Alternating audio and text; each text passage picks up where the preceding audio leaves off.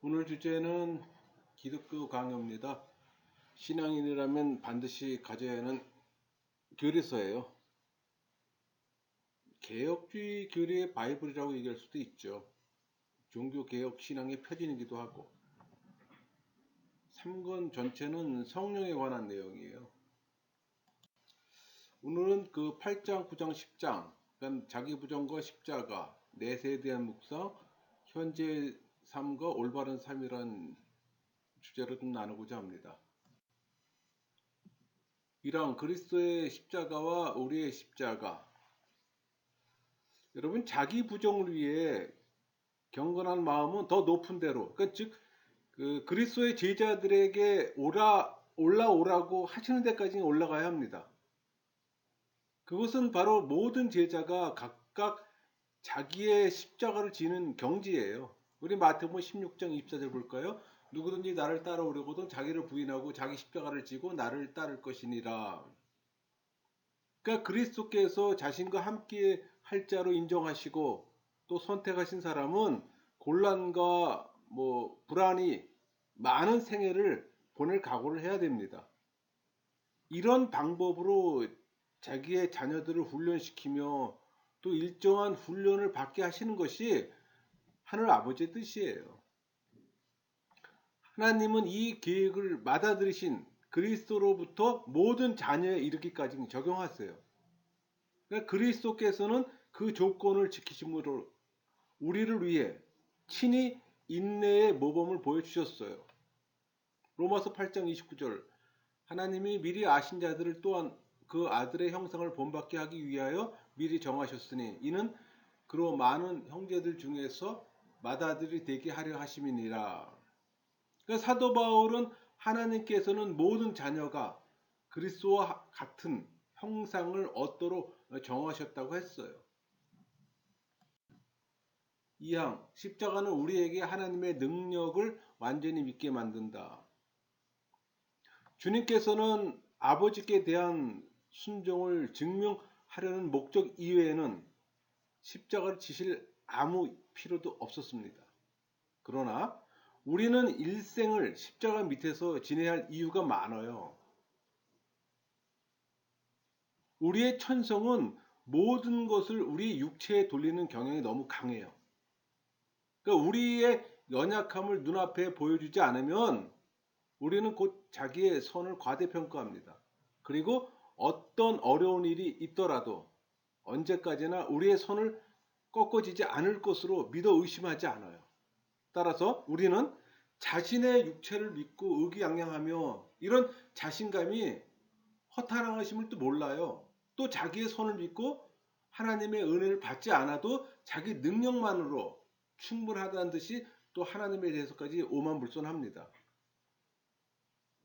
하나님께서 우리의 교만을 억제하시는 가장 좋은 방법은 우리의 경험을 통해 우리의 무능함과 연약함을 증명하시는 겁니다. 그래서 하나님께서는 치욕, 빈곤, 죽음, 병 이런 재난들로 우리를 괴롭히세요. 이러한 재난이 있는 동안 우리는 견뎌내지 못하고 곧 굴복합니다. 시편 30편 6절 7절 볼까요? 내가 형통할 때 말하기를 영원히 흔들리지 아니하리라 하였도다. 여호와여 주의 은혜로 나를 산같이 굳게 세우셨더니 주의 얼굴을 가리심에 내가 근심하였나이다. 다윗은 번영했을 때 태만해서 감각이 마비되고 의지해야 할 하나님의 은혜를 무시하고 또 자기를 믿어서 영원히 흔들리지 않을 것이라는 생각을 했다고 고백합니다. 다윗에게 이런 벌이 있었다면 우리는 무슨 일인들 두려워하지 않으며 주의해야 하지 않겠어요? 사망. 십자가는 하나님의 진실을 경험하는 기회와 미래에 대한 소망을 준다. 사도 바울은 환난은 인내를, 인내는 연단을 이룬다고 가르칩니다. 그러니까 환난 중에 있는 신자들과 함께 하신다는 그 하나님의 약속이 진실하다는 것을 하나님의 도움으로 꾸준히 참고 견디는 동안에 그들은 체험해요. 이런 인내는 자기 힘으로는 얻을 수가 없어요. 그렇기 때문에 하나님께서 약속하신 도움을 주신다는 것을 성도들은 인내를 통해서 체험해요. 그래서 그들의 소망도 강화되는 거고, 그들이 경험한 이 하나님의 신실하심이 앞으로도 과거와 같이 확고부동하리라는 것을 기대한다면 은혜를 저버리는 일은 없을 겁니다. 많은 은혜가 연결돼 십자가에서 솟아나는지를 알 수가 있어요. 평소에 십자가를 질 필요가 얼마나 큰가를 분명히 알 수 있어요.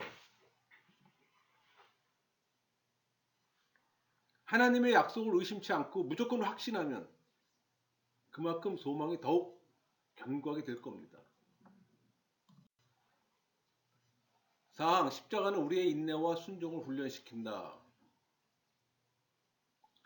하나님께서 자녀들에게 환난을 주시는 목적은 그들의 인내심을 시험하며 또 순종심을 가르치시려는 겁니다. 시험하셔서 인내를 강화시켜요. 그러니까 하나님께서는 아브라함을 테스트하시며 그의 경건을 증명하셨어요. 그러니까 베드로도 몸을 불로 연단한 것 같이 하나님께서는 여러 가지 시련으로 우리의 믿음을 시험한다고 가르칩니다. 베드로전서 1장 7절 너희 믿음의 확실함은 불로 연단하여도 없어질 금보다 더 귀하여 이렇게 말씀하시잖아요. 그러니까 기독교인의 삶은 자기 부인의 삶이잖아요. 또 그것은 자기 십자가를 지는 삶이고, 그러니까 기독교의 핵심은 사랑이에요.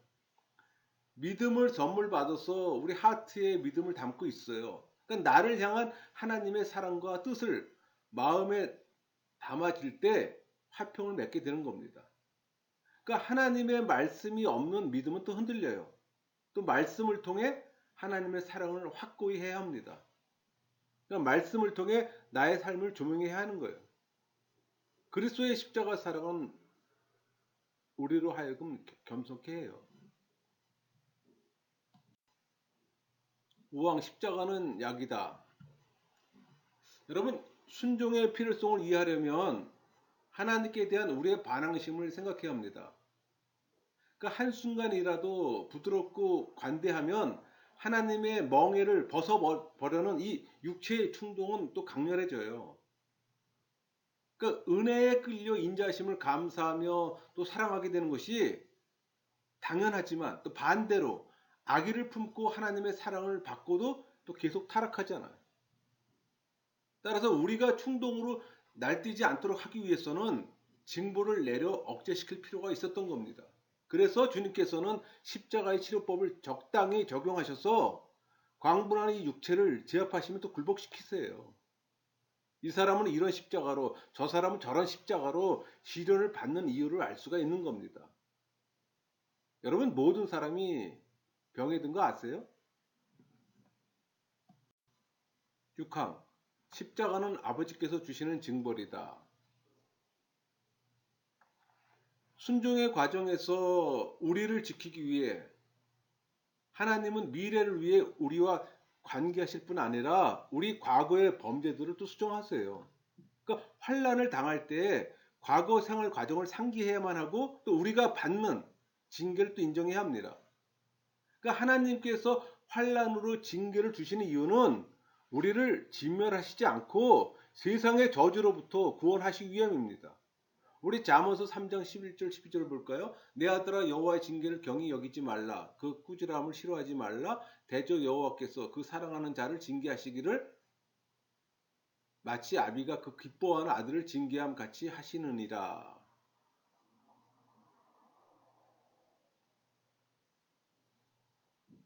여기서 우리는 교훈하는 바를 깨달아야 합니다. 우리를 괴롭히시는 것은 멸망시키려는 것이 아니라 도리어 세상이 받는 정죄를 면하게 하시는 거예요.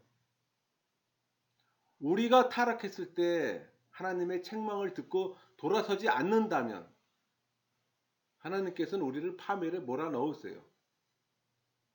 그래서 히브리서 12장 8절 징계는 다 받는 것이거늘 너희에게 없으면 사생자요 친아들이 아니니라. 이렇게 하신 말씀은 옳은 말씀입니다. 7항 의를 위하여 고통을 받음. 여러분 의를 위해서 박해를 받는 것은 독특한 위로가 됩니다. 그러니까 하나님을 위한 군인에게 이 특수한 이 휘장을 주심으로써 하나님께서는 우리에게 큰 영예를 주신다는 것을 우리는 생각해야 합니다. 그러니까 복음을 수호하기 위해 수고하는 사람들뿐만 아니라 의를 위해서 노력을 계속하는 사람은 의를 위해 박해를 또 받아요. 그러니까 하나님께서 친히 복되다고 선언하신 일들을 하면서 자기를 불행하다고 생각할 것도 아닙니다. 우리 마태복음 5장 10절 볼까요? 의를 위하여 박해를 받는 자는 복이 있나니 천국이 그들의 것임이라. 추방, 모독, 감옥에 갇힌 치욕 등 불행이며 죽음은 또 최고의 재난이기도 합니다. 그러나 하나님의 은혜가 우리 위에 있을 때 이 모든 것이 우리의 행복으로 또 변합니다. 따라서 우리는 그리스도의 증거심에 만족하고 또 육체의 그릇된 평가를 물리쳐야 하는 겁니다. 그렇게 하면 우리는 또 사도를 본받아 그 이름을 위하여 능욕받는 일에 합당한 자로 여기심을 또 기뻐할 겁니다. 우리 사도행전 5장 41절 사도들은 그 이름을 위하여 능욕받는 일에 합당한 자로 여기심을 기뻐하면서 공의 앞을 떠나니라 이렇게 말씀하시잖아요. 8항 십자가 밑에서 고통당하는 그리스도인은 하나님 안에서 더 위로를 얻는다. 여러분 그 의를 수호하기 위하여 치욕이나 재난을 받을 때 우리는 성경에 있는 이런 경고의 말씀에서 충분히 위로를 받습니다. 주님께서 주시는 이런 고통들을 기꺼이 또 즐겁게 받지 않는다면 우리는 너무도 은혜를 모르는 자들일 겁니다. 특히 이런 십자가는 신자가 지는 것이 적당하며 우리가 십자가를 짐으로써 그리스도께서 영광을 받고자 하시기 때문이에요. 그러나 정직한 사람에게는 치욕을 받는 것이 100번 죽는 것보다 더 고통스러운 일이에요. 고통으로 인한 이 괴로움과 근심이 없다면 십자가 안에서의 성도의 인내도 없을 겁니다. 구왕 스토아 철학자들과 달라서 그리스도인은 고통과 슬픔을 밖으로 표현한다. 신자가 인내와 절제를 견지하기 위해 자연히 느껴지는 슬픔과 싸우는 것을 사도 바울은 이렇게 묘사합니다. 고린도후서 4장 8절 9절 우리가 사방으로 우겨쌈을 당하여도 쌓이지 아니하며 답답한 일을 당하여도 낙심하지 아니하며 박해를 받아도 버림받지 아니하며 거꾸로 트림을 당하여도 망하지 아니하고. 그러니까 십자가를 참고 견딘다는 것은 스토아 철학자들 말처럼 인간성을 버리고 슬픈 감정에 대해서 마비 상태가 든다든가 아무 고통도 느끼지 않는다는 뜻이 아니에요. 그런데 그리스도인 사이에도 새로운 스토아 철학자들처럼 고통으로 신음하며 우는 것뿐만 아니라 슬픔과 불안에 시달리는 것까지도 죄악이라고 생각해요. 그런 자들이 있다는 겁니다. 이런 불합리한 생각을 하는 것은 대개 한가한 사람들이에요. 이 냉혹한 철학은 우리가 상대할 필요가 없어요. 말 같지가 않다는 얘기입니다. 주님께서는 자신의 불행과 다른 사람들의 불행에 대해서 깊이 슬퍼하시며 눈물을 흘리셨다고 가르치셨어요. 그게 요한복음 16장 20절이에요. 너희는 곡하고 애통하겠으나 세상은 기뻐하리라. 너희는 근심하겠으나 너희의 근심이 도리어 기쁨이 되리라. 아무도 죄라고 하지 못하도록 주님께서는 마태복음 5장 4절에서 애통하는 자는 복이 있나니 그들이 위로를 받을 것이며 이렇게 밝히 선언했어요. 10항 현실의 슬픔과 현실의 인내는 서로 충돌한다. 여러분 기독교인들이 시련과 환난 아래 있을 때 즐거워하며 인내해야 합니다. 그러니까 자연히 느껴지는 이 슬픔을 뿌리칠 수 없어. 인내를 포기하는 일이 없도록 해야 한다는 얘기예요. 성도의 인내를 성경에서 칭찬합니다. 그러니까 무서워하는 자연적인 심리와 하나님의 뜻을 따라 전진하겠다는 이 경건한 뜻이 서로 싸우고 있어요. 주님께서도 그 요한복음 21장 18절 내가 젊어서는 스스로 띠뛰고 원하는 곳으로 다녔거니와 늙어서는 내 팔을 벌리리니 남이 내게 띠띠우고 원하지 아니한 곳으로 데려가리라. 이 말씀에 베드로는 힘들었을 겁니다. 죽음으로 하나님의 영광을 나타낼 필요가 있었을 때 베드로가 저항하면서 억지로 끌려갔을 리는 없어요.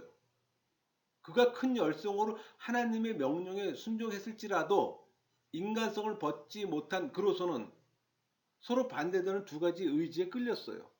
앞으로 당할 참혹한 죽음을 생각하면 공포심에 못 이겨 도망하고 싶었을 겁니다. 그러나 동시에 그것이 하나님의 명령임을 생각하고는 자신의 공포심을 극복하고 일어서서 기꺼이 또 즐겁게 죽임을 당했어요. 우리도 그리스도의 제자가 되려면 이렇게 해야 합니다. 그래야만 우리 마음이 하나님께 대한 깊은 경외와 순종으로 가득해 모든 반항하는 어떤 감정을 기다리고 극복하며 하나님의 명령대로 행할 수가 있을 겁니다. 11항 인내에 대한 철학적인 견해와 기독교적인 견해. 여러분 십자가를 지는 가장 중요한 이유를 하나님의 뜻을 생각하는 데서 발견한 우리는 이 철학적인 인내와 기독교적인 인내의 차이를 좀 간단히 정의하면 하나님의 뜻은 하나는 의와 공정이고 또 하나는 우리의 구원을 원하신다는 겁니다. 그러므로 기독교는 이런 생각으로 인내를 권해요. 빈곤, 모욕, 병, 그 밖에 어떤 일이 우리를 괴롭히더라도 우리는 이 모든 일이 하나님의 뜻과 섭리라 생각하고 또 하나님께서는 공의로만 행하신다고 생각해야 합니다.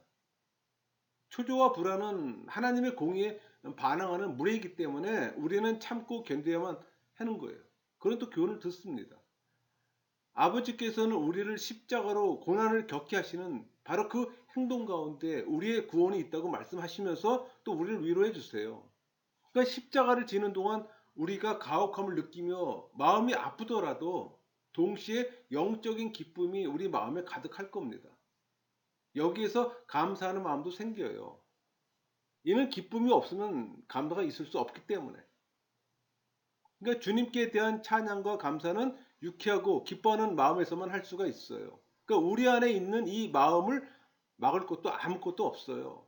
그러므로 십자가의 고통은 분명히 영적인 기쁨으로 조절을 해야 할 필요가 있어요.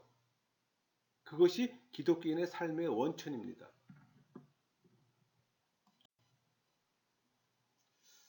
8장의 자기 부정과 십자가 지는 것을 간단히 요약하면은 자기 부인의 그 한 부분은 십자가를 지는 겁니다. 그러니까 하나님의 자녀로서 고통을 받을 때 그리스도의 고통을 또 잊어서는 안 되는 겁니다. 십자가를 짐으로 하나님의 능력을 온전하게 신뢰하게 되는 거예요. 십자가를 지는 삶은 우리에게 인내와 순종에 대한 또 교훈을 주고 미래를 바라볼 수 있도록 해요. 또 십자가는 어떤 면에서 징계일 수 있기 때문에 우리의 그릇된 모습을 또 바로 잡도록 하고 또 다가온 슬픔을 피할 수 없지만 하나님의 섭리를 바라보며 인내해야 합니다. 어쩔 수 없이 고난을 겪거나 이기는 것이 아니라 공정하신 하나님과 우리의 구원을 위한 그분의 섭리를 바라보기에 고난 가운데서도 영적 기쁨을 갖게 되는 거예요. 9장으로 가볼까요? 9장 내세에 대한 묵상 1항 현세 생활의 허무성. 여러분 어떤 환난을 당할지라도 우리는 현재의 삶을 경멸하고 미래를 묵상하는 습관을 가져야 합니다. 그러니까 우리 본성이 세상을 사랑하려는 경향을 갖고 있음을 하나님께서도 알고 계세요. 그러니까 세속적인 것을 추구하지 않도록 우리를 끌어내시며 우리 무감각을 없애기 위한 적당한 방법을 또 사용하시기도 하고, 그러니까 내세의 영생을 소망하지 않는다면 우리는 짐승과 별 차이가 없죠. 우리의 우둔함은 부귀영화에 또 마비돼 그 이상의 것을 볼 수가 없어요. 그러니까 지상 행복만을 추구하는 우리에게 허구성을 일깨워 주심으로 또 마음이 불안하게 되는 것을 또 허락하세요. 없어질 재물을 탐내지 않으며 또 가진 것을 믿지 않게 하시려고 주님께서는 여러 가지 방법으로 또 환난을 경험하게 하십니다. 그러니까 마음 놓고 결혼 생활을 즐기지 않도록 또 주님께서는 여러 가지 방법으로 그들의 마음을 괴롭히며 또 교만을 꺾으세요. 그러니까 십자가의 훈련을 통해 현세 생활의 이 불안을 깨닫는 때만이 우리는 올바른 전진할 수가 있는 겁니다. 이런 점에서 우리는 동시에 현재 삶에서 우리가 바라며 추구할 수 있는 것은 분투하고 노력하는 것뿐이라는 결론이 내리게 됩니다. 무엇보다도 현재의 삶을 무시하지 않으면 정신을 차려 내세를 원하며 깊이 생각하게 되지 않는다는 것을 우리는 믿어야 하는 겁니다. 이항, 우리는 현세 생활의 허무성을 보지 않으려는 경향이 있다. 우리는 세상을 무가치하게 생각하든지 아님 지나치게 사랑하든지 해야 하는데 이 둘 사이에는 중간지대가 없어요. 흑과 백, 그 중간에 회색지대가 없다는 얘기입니다. 그러니까 영혼에 대한 관심이 조금이라도 있다면 우리는 전력을 다해서 우리에게 채워진 이 악한 족쇄를 부숴버려야 합니다. 그러니까 현재 삶에는 우리를 깨는 것이 많아요. 즐겁고 아름답고 사랑스러운 모습으로 우리를 속이는 것이 많다는 얘기입니다. 이런 유혹에 사로잡히지 않기 위해서는 가끔 주의를 다른 데로 돌리는 것이 유익해요. 우리 시편에서 인생은 연기나 그림자 같다는 표현이 있잖아요. 그러니까 유식한 사람들뿐만 아니라 일반 사람들도 제일 잘하는 속담이에요. 우리는 마치 이 땅에서 영원히 살 작정으로 모든 일을 시작합니다. 시체를 묻을 때 죽음의 모습이 보이기 때문에 인생도 무상함을 느껴요. 그러나 항상 이런 생각을 하는 것은 아닙니다. 우리의 철학은 일시적이어서 돌아서면 곧 사라지고 거의 기억하지 못해요. 극장에서도 장례식장에서도 경험 하나 쉽게 잊어요. 이는 우리 이 세상을 무시하고 전심전력으로 또 내세 생명을 또 묵상해야 하는 겁니다. 사망, 지상생활을 감사함. 신자는 현재의 삶을 무시하더라도 그것을 미워하거나 또 하나님께 감사할 줄 모르는 일이 없도록 습관해야 합니다. 아무리 무수한 불행이 가득하더라도 현재 삶은 하나님이 주신 복 중에 하나로 보는 것이 옳아요. 결코 증오해서는 안 됩니다. 우리가 현재 삶에서 하나님 나라의 어떤 영광을 위해 준비하고 있다는 겁니다. 주님께서는 하늘에서 면류관을 쓸 사람들이 우선 지상에서 싸우고 노력하도록 정하셨기 때문에 이는 그들이 싸움의 어려움을 극복하고 또 승리를 얻기 전에는 개선하지 못하도록 하기 위해서입니다. 또 다른 이유가 있어요. 우리는 현재 삶에서 많은 은혜를 통해 하나님의 넓으신 인자하심을 또 맛보기 시작하고 그렇게 함으로써 하나님의 인자하심이 완전히 나타나기를 또 간절히 원하며 바라보게 된다는 겁니다. 여러분 현재의 삶이 인자하신 하나님의 선물임을 확신할 때 우리는 그 은혜를 깨달는 동시에 또 그것을 기억하며 감사합니다.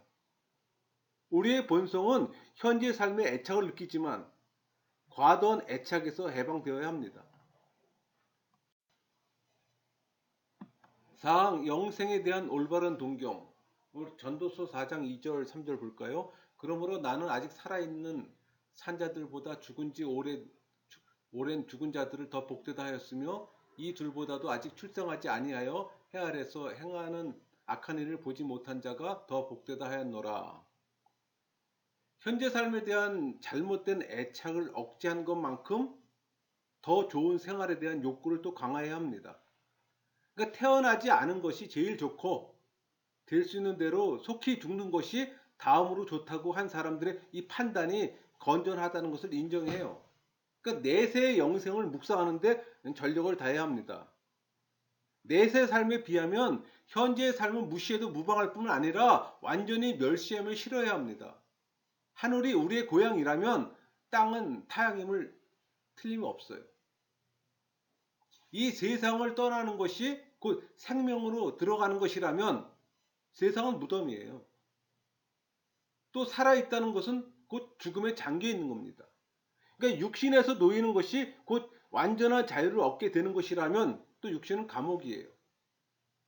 하나님께서 우리와 함께 계시는 것이 최고 행복이라면 하나님이 임재하시지 않는 것은 곧 불행입니다. 세상을 작별할 때까지. 고린도서 5장 8절 볼까요? 몸을 떠나 주와 함께 있는 그것이라. 지상 생활을 천상 생활과 비교한다면 그것은 분명히 곧 멸시하며 짓밟아 버려도 됩니다. 그러니까 물론 우리를 죄의 종으로 만들지 않는 한 현재의 삶을 미워해서는 안 돼요. 죄로 사로잡는 현재의 삶을 미워하더라도 현재의 삶 자체를 미워하는 것은 옳지 않아요. 현재의 삶, 주께서 우리를 배치하신 초소 같은 것이기 때문에 주님의 소환 명령이 있을 때까지 우리는 이 초소를 지켜야 합니다. 5항 죽음에 대한 공포심을 대항하여. 그리스도인이 죽음을 원하기보다 죽음에 대한 공포심에 사로잡혀 벌벌 떠는 것은 이상한 현상입니다. 우리가 죽는다는 말을 들을 때 우리의 지각이 공포로 긴장한다는 것은 이상한 일이 아니에요. 그러나 그리스도인이 더 큰 위안으로 그런 공포심을 극복하고 억제하지 못한다는 것은, 그런 경건의 광명이 마음속에 없다는 것은 도저히 참을 수 없는 일이에요. 육체라는 이 장막은 불완전하며 썩어 없어질 것이지만 분해된 후에 새로워져서 완전하게 썩지 않는 영광으로 빛난다 생각한다면, 죽음을 통해 우리는 그 유랑 생활에서 소환돼서 하늘나라로 돌아가게 된다고 생각한다면 이 사실에서 우리는 위안을 얻어요. 그러니까 악한 일과 불행한 일이 가득한 이 말없는 이곳에서 우리를 구원해 주시고 그의 생명과 영광의 복된 기업으로 우리를 인도하실 겁니다. 6항 내세에 대한 열망은 신자에게 위로를 마련해 준다. 신자들이 지상에 있는 동안은 모두 도살당할 양 같은 심정으로 살 겁니다. 만일 하나님의 것에 전념하고 땅의 것을 극복하고 또 그 현존 상태를 초월하지 못한다면 심한 절망적인 비관에 빠질 겁니다. 반대로 머리를 높여 하늘을 바라보고 땅의 것을 초월한다면 그때는 악한 사람들이 부귀영화의 삶을 보더라도 신자들이 괴로움을 당하거나 그들의 교만 때문에 모욕을 당하며 또 그들의 욕심 때문에 끊임없이 고통을 당하더라도 신자들은 이런 재난까지도 쉽게 견뎌낼 겁니다. 우리가 9장을 나눴는데 이 9장 이 넷에 대한 묵상을 요약하면은 이거예요. 그러니까 현실 쾌락에 젖어서 살며 또 넷을 잃어버리는 것은 하나님은 그걸 용납하지 않으세요. 그러니까 화살같이 날아가는 이 지상의 삶이라고 인식하고 또 영원한 것을 묵상해야 합니다. 그렇다고 또 지상의 삶이 무의미한 건 또 아니에요. 불행한 이 생에 우리를 태어나게 하시고 또 살게 하심은 우리를 훈련시키고 또 준비시키는 과정일 뿐만 아니라 구원을 위한 또 준비며 더 나아가 그분의 선하심과 인자하심을 맛보도록 하기 위함입니다. 그러니까 불경건한 자들의 이 번영을 직시하며 낙심하지 않으려면 주님을 바라보며 공의롭게 심판하실 것을 또 기대하면 또 극복할 수가 있어요. 10장 볼까요? 10장 현재의 삶과 올바른 삶이랑 두 가지 위험, 잘못된 엄격한 금욕과 잘못된 방종. 주님 말씀은 현재의 삶은 주의 백성들이 하늘나라로 가기 위해 여행을 시작하는 나그네 생활이라고 얘기합니다. 시편 119편 19절 나는 땅에서 나그네가 되었사오니 주의 계명들을 내게 숨기지 마소서. 그러니까 우리가 이 세상을 단순히 지나가는 것이라면 우리의 길을 지연시키지 않고 도움을 주는 범위 내에서 지상적 복들을 사용해야 합니다. 그러니까 사도 바울은 고린도서 7장 30절 매매하는 자들은 없는 자같이 하며 또 31절에 세상 물건을 쓰는 자들은 다 쓰지 못하는 자같이 하라. 우리에게 올바로 권면했어요. 그러니까 거룩한 사람들은 필요성이 없는 범위 내에서 물질의 이용을 허락한다는 겁니다.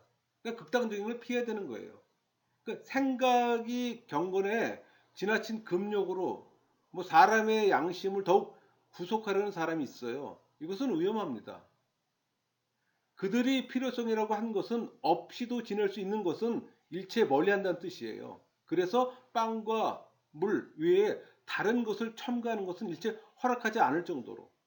또 어떤 사람은 이보다 더 엄격해요. 재산을 없애버리지 않으면 그 때문에 자기가 망하게 된다고 재산을 전부 버려요. 반대로 육체의 쾌락을 즐기려는 사람이 있어요. 어떤 제한이나 구속 없이 각자의 양심에 맡겨 자기에게 합당하다고 여겨지는 대로 그것을 사용하도록 해야 한다고 합니다. 그러나 이 두 극단을 피해 성경에는 일반적인 표준이 있어요. 우리는 거기에 따라 우리의 사용을 제한하는 것이 마땅합니다. 이형 대원칙.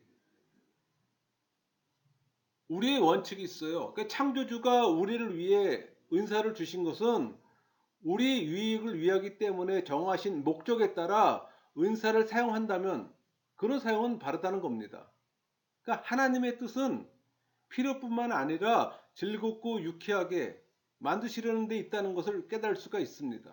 그러니까 주님께서 우리가 보기에 아름다운 꽃과 달콤한 향기를 허락하셨는데 우리 눈과 코가 느끼는 것이 합당해요. 한마디로 주님께서는 이 필요한 이용 가치를 떠나서 우리가 보기에 아름다운 것들을 많이 만드셨어요. 사망, 선물을 주신 분을 우러러보면 옹졸한 생각과 방종을 막을 수 있다. 정욕을 억제하는 방법의 첫째 규칙은 모든 것들이 우리를 위해 창조되었기에 우리를 향한 그분의 친절에 감사드리기로 결심하는 겁니다. 그러니까 육체에 따라 살면 옳고 그름을 분별하지 못하기 때문에 하나님을 인식하지 못해요. 그래서 사도 바울은 로마서 13장 14절에 정욕을 위하여 육신의 일을 도모하지 말라고 이 법칙을 주셨어요. 만일 우리가 유욕에 너무 양보한다면 그것은 걷잡을 수 없이 무한정 끌어오르기 때문입니다. 사항 영생을 갈망하는 것도 우리의 외면적 생활을 바르게 결정한다. 가장 확실한 길은 현재 삶을 무시하고 천상을 묵상하는 겁니다. 여기도 두 가지 교훈이 있어요. 그러니까 세상 물건을 쓰는 자들은 다 쓰지 못하는 자같이 하며 또 안에 있는 자들은 없는 자같이 하고 또 매매하는 자들은 없는 자같이 하라니 바울의 교훈이에요. 그게 고린도전서 7장 29절에 31절까지 말씀이 있잖아요. 또 하나는 가난을 조용히 참고 견디며 이 부유함을 절제하는 겁니다. 그러니까 세상 물건을 쓰지 않는 것 같이 하라고 충고하는 사람은 뭐 폭음이나 폭식, 뭐 식도락과 어떤 건물과 의복의 사치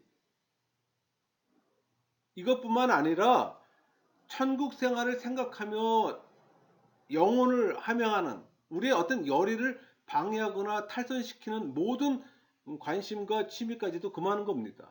그러니까 육체를 돌보는 데 시간을 많이 쓰는 사람은 대개 영혼에 대해서 등한시해요. 여러분 자유는 복종해야 합니다.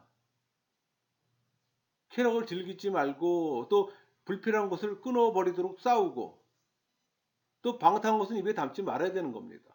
또 도움을 주는 것들이 장애물이 되지 않도록 부단히 경계하라는 겁니다. 5항 검소와 위탁물인 지상소에 대하여 그 둘째 법칙은 물질에 대한 욕망으로 고통받지 않기 위해서 없이 지내며 견딜 줄 알아야 한다는 겁니다. 이 절제가 몸에 밴다면 주님의 학교에서 많은 전진이 있을 겁니다. 그러니까 절제의 삶을 살지 못하는 사람들은 주님의 제자가 아니에요. 죄악이 물려오러 온다는 사실을 제하고라도 빈곤을 참지 못하는 사람은 여유가 생기는 때 대개는 반대되는 증상을 나타냅니다. 그러니까 성경에는 지상의 것을 규정하는데 세 번째 법칙이 있어요. 하나님의 선하심으로 우리에게 모든 것이 주어졌지만 그것들은 우리 보호하에 맡겨진 저축과 같은 것이라는 겁니다. 그러므로 우리는 내 보던 이를 세마라는 이 말씀을 항상 귀에 들리게 하면서 일을 처리하는 겁니다. 그러니까 청직의 삶을 말하는 거예요. 오늘 누가복음 16장 2절에 주인이 그를 불러 이르되 내가 네게 대하여 들은 이 말이 어찌 됨이냐 내가 보던 일을 셈하라. 동시에 우리는 이 셈을 누가 요구하시는가를 잊지 말아야 합니다. 6항 주의 부르심이 우리 생활 양식의 기초임. 우리가 주의할 점은 주님께서 우리 모든 사람이 모든 행동에서 각자 자기의 소명에 관심을 둘 것을 요구하신다는 겁니다. 그러니까 우매하고 경솔한 우리가 혼란에 빠뜨리지 않기 위해서 각 사람에게 독특한 생활 양식에 따라 의무를 지정하셨어요. 그러니까 아무도 자기 한계를 경솔히 벗어나지 않도록 그 다양한 소명으로 부르셨다는 겁니다. 그러므로 각 개인에게는 주님께서 지정하신 생활 방식이 있어요. 그것은 일종의 투서와 같아서 사람이 생각 없이 인생을 방탕하지 않도록 하시려고 지정하신 겁니다. 이 구별은 대단히 중요합니다. 우리의 모든 행동은 주님 앞에서 이 구별의 표준으로 판단되는 거예요. 그러니까 인간의 이성이나 철학적 이론과는 그 판단이 훨씬 다를 때가 많아요. 그러니까 모든 일에 있어서 이 선행의 시초와 기초는 주님의 부르심에 있다는 것만 알면 됩니다. 주님의 부르심에 전심하지 않는 사람은 의무의 길을 결코 바르게 걷지 못할 겁니다. 간혹 칭찬할 만한 일을 할지는 몰라도 사람들은 무엇이라고 하든 간에 하나님의 보좌 앞에서는 배척을 받을 겁니다. 그러니까 각자 생활 양식에서 받은 이 불편과 근심과 이 불안에 대해서 이 모든 것이 하나님께서 지어주신 것이라고 믿을 때 모든 사람들은 그것을 참고 견딜 겁니다. 여기서 또 소명임을 알고 순종하면 아무리 낮고 천한 일일지라도 하나님 앞에서 빛날 것이고 아주 귀한 것으로 인정받을 것이라는 이 유일한 위안이 생길 겁니다. 이렇게 해서 식장 현지 삶과 올바른 삶을 같이 나눴는데요. 이걸 간단히 요약하면은 그러니까 현재 삶은 하나님의 선하심을 즐기는 것이지만 뭐 단순히 뭐 필요에 의해서만 이 사용하는 자세에서 벗어나 이 모든 것을 창조하신 분의 목적에 따라 현재 삶을 즐겨야 합니다. 그렇지 않으면 지나치게 또 사용해 방종할 수 있고 또 엄격해 형식일 수가 있어요. 그래서 우리의 소유의 이 덧없는 것을 깨닫고 또 가난과 번영의 이 중립적 자세를 취하라고 또 성경은 말해요. 그러니까 모든 것이 하나님의 소유임을 인정하면 청지기의 삶을 살게 됩니다. 어떤 상황에서 하나님은 우리를 인도하시면 또 묵묵히 따르는 것이 필요해요. 그래서 다음 시간에는 11장에서 14장까지 이싱칭의를 다루고자 합니다. 강의를 마치겠습니다.